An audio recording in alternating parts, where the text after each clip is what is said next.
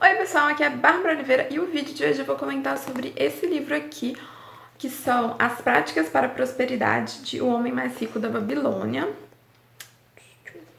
Aqui eu vou falar um pouquinho sobre o que esse livro trata, quais os insights que eu peguei dele, quais as minhas recomendações de como ler esse livro e tal, se é bom ou não é, pra você querer ler ou decidir que não vai ler também, tá? Primeiro que eu comprei esse livro foi simplesmente aleatório. Eu tava indo comprar o livro do Tiago Nigro na livraria e perto dele tinha esse e mais alguns outros. Eu já tinha ouvido falar sobre O Homem Mais Rico da Babilônia, mas não tinha ele lá, tinha esse, então resolvi trazer pra casa. Porque eu comprei assim, a pessoa não sabe trazer um livro só quando vai na livraria, sabe? Sempre tem que trazer uma pilinha pra dentro de casa.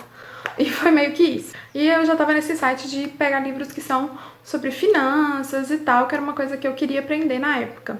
Acabou que eu dei aquela enroladinha e demorei pra ler esse livro, mas li ele agora. E eu até postei no Instagram, se você não me segue lá. Eu sempre mostro que livro que eu tô lendo, uma frase do dia ali do livro e tal também. Mas eu postei que eu tava lendo ele é pequenininho assim, ó. Vamos ver quantas folhas? 170 folhas certinho ele tem, então assim, é um livro que se eu quisesse, se fosse um livro de literatura, de história, eu poderia ler ele numa sentada, sabe, gente? Eu consigo assim. Vai. Só que esse livro, eles são 52 insights sobre o que você pode extrair, são dicas sobre o que você pode extrair de O Homem Mais Rico da Babilônia. Eu realmente não recomendo que você leia ele muito rápido. Leia uns 3, 4 capítulos assim por dia, porque cada capítulo, eles são pequenininhos, é tipo 2, 3 folhas, mas traz uma carga, uma informação muito grande pra você.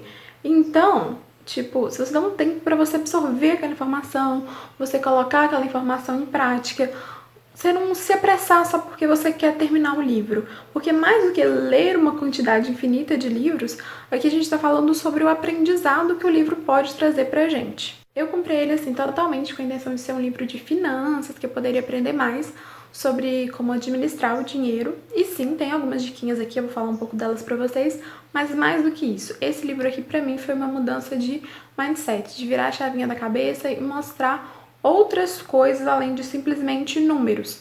O que esse livro fala? Ele fala, assim, de finanças, que o Homem Mais Rico da Babilônia, que ele dá dicas para algumas pessoas que vão procurar ele pedindo conselhos e ele oferece esses conselhos. Ele vai falar aqui mais ou menos sobre esses conselhos e como esses aprendizes adquiriram a prosperidade. A primeira das dicas aqui sobre finanças é que você tem que poupar pelo menos 10% do que você ganha, sabe? Lá eles estão em moedas, né? Moedas de ouro, de prata, porque é um tempo muito antigo, mas assim, ele pouparia a cada 10 moedas que ele ganhasse, uma ele guardava para poupar. Depois disso, ele também vai falar sobre como quitar dívidas. Se você ganha, além dessa uma moeda que você poupa para o seu futuro e ter prosperidade, você vai poupar mais 2 moedas que é para pagar suas dívidas. E lá ele fala que você vai dividir essas dívidas, essas moedas igualmente entre os seus credores e pagando essas dívidas aos poucos. E o legal desse livro aqui é que, além dessa sabedoria de poupar as 2 moedas, ele traz algumas dicas de como você fazer isso na atualidade. Ele traz mais para o presente. O livro não é um livro tão recente assim. Você percebe que ele não foi escrito assim agora. Ele já tem alguns aninhos. Em específico, essa publicação minha aqui é de 2016. E ele dá muitos exemplos tratando da Inglaterra. Mas você pode trazer isso pra você. Tipo assim, tem dívidas que dá pra você pagar com pouco, tem dívidas que você tem que acumular um pouco mais, ou que não aceita negociação. Então talvez você não consiga pagar igualmente. Mas assim, separar um dinheiro pra você pagar e ir pagando essas dívidas. Porque você tem que quitar as suas dívidas. Você é uma pessoa honesta. Você tem que... Você fez, você paga. Mas é claro, gente... Sim, eu não sou a melhor pessoa pra falar de finanças. Vocês podem ir lá na Nath, na Natália Arcuri, ela dá mais dicas sobre isso. Que falar sobre você não aceitar juros abusivos e tal, que é uma coisa interessante, mas aqui ele dá a dica de, tipo, também separar um tanto para quitar suas dívidas. Mas quando eu falo que ele fala mais de mindset, tipo, por exemplo, ele fala que você tem que ter sabedoria na hora de investir. Que o próprio Arcade, eu acho que é assim que se pronuncia, que é o homem, o sábio, né, o que ficou rico, quando ele fala sobre investir, o primeiro investimento dele, as moedas que ele poupou, aqueles 10%, ele deu na mão de uma pessoa que não era especialista em uma área, que ele foi numa área de comércio e era outra.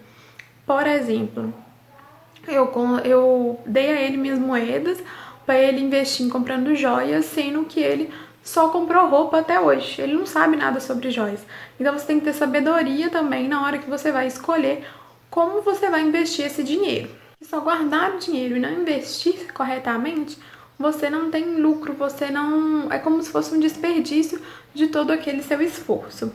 E ele tem várias dessas diquinhas assim, sobre mindset, sabe? Não só sobre guardar aquilo ali, mas também de aplicar aquilo ali, como aplicar e como utilizar isso. Ele fala sobre empreender, que empreender é o melhor jeito de você alcançar riqueza, que você sanando dúvidas das outras pessoas, como criar um diferencial. E ele dá um exemplo, acho que de vidraceiro, se eu não me engano, que normalmente as pessoas não são pontuais. Você pode fazer o seu marketing falando, eu sou pontual, se eu não for pontual, eu te dou meu serviço de graça. Então, é um jeito de você chamar alguém. Ele fala também sobre quantas pessoas criticam e jogam pedras nas outras e no serviço que não quer. Ele fala muito exemplo de um estrangeiro, num dos capítulos aqui, que muitos países a gente enfrenta essa questão de o estrangeiro tá roubando o serviço do local. Só que muitas vezes o serviço que o estrangeiro tá roubando não é o serviço que o local quer, sabe? Você vê muito isso em vários lugares. Tipo, uma faxineira que as pessoas daquele país são já um país, normalmente são países, como é que eu vou falar isso? Não mais desenvolvidos e tal. Na escola a gente estuda pessoas mais economicamente desenvolvidas, mas vamos colocar assim, pessoas que têm mais poder aquisitivo, que tiveram mais oportunidade de instrução.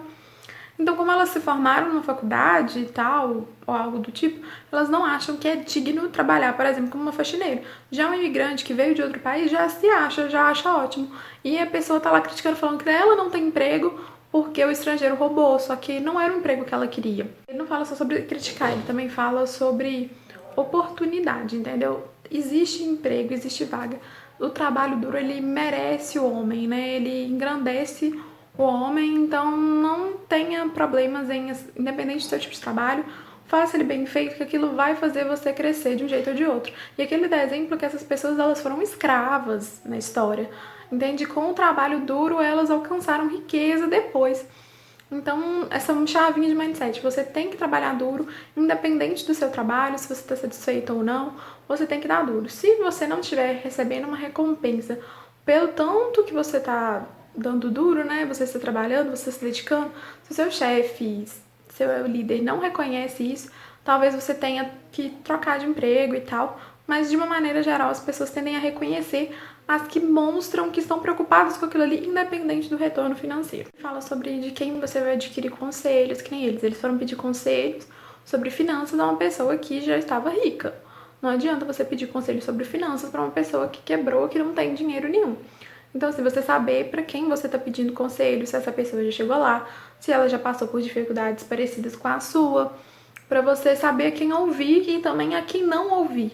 Que no seu processo, tipo, você tá lá criando seu patrimônio, uma pessoa que não tem patrimônio vai falar para você, não, isso não vai dar certo. Mas como é que você sabe, cara? Você não fez isso, você não tentou. Você tá me falando para parar tudo que não vai dar, que eu não vou conseguir a meta que eu quero, só porque você não chegou lá. Então, saber a quem dá ouvidos e a quem não dá ouvidos. Enfim, eu não quero fazer desse vídeo um resumo do livro, né? A ideia é que vocês leiam o livro. É só realmente uma recomendação de leitura, porque eu gostei de ler ele, mas tive assim, demorei mais tempo do que eu esperava para ler ele, que achei que ia ser um livro mais fluido, e não, é muita informação agregada naqueles mini capítulos ali. E você tem que absorver a informação, respirar fundo e ver e colocar. E eu gosto de fazer, sabe?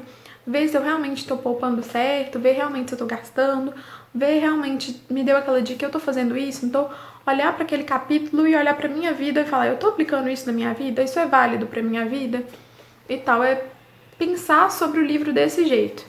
Então fica aqui a recomendação de leitura para vocês. Se você já leu esse livro, comenta aqui embaixo as suas opiniões sobre ele. Se você também gosta de resenhas literárias aqui, eu tô trazendo mais vídeos de finanças, né? Prometo que eu vou tentar trazer algum de literatura aqui qualquer dia. Mas, assim, indica os livros que você acha que merecem estar aqui no canal aqui embaixo também. Gostou desse tipo de vídeo? Deixa o like pra eu saber que você gosta, pra eu continuar trazendo resenhas literárias por aqui. E um beijo, até o próximo vídeo!